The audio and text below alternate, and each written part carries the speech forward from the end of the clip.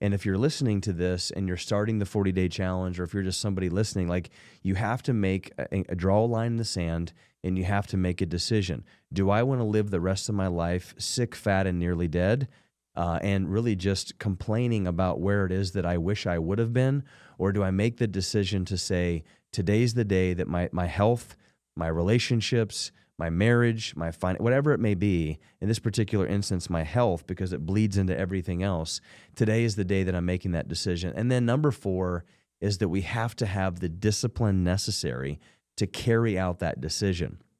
You know, I get really jacked up, whenever I watch Rocky. I get really jacked up when I watch, the old school Gladiator 1. I haven't seen Gladiator 2 yet, but I heard it was not as great. So, I get really motivated when I listen to somebody on stage screaming and yelling and let's go, and the Instagram reels and all these different things. But it takes discipline, and discipline is really what happens behind the scenes when nobody else is looking, right? I mean, when nobody else is looking, and the camera's not on you, or your wife or your husband doesn't have to tell you to do this or do that. Like, there's no babysitting involved. It's just, I've made a decision with intent, and I'm aware of where I am, and I've got the discipline to carry this out.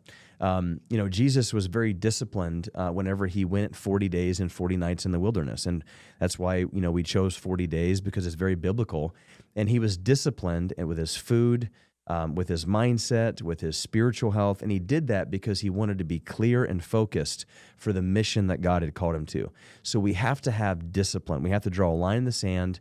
And discipline means, creating some solid yellow lines in our life.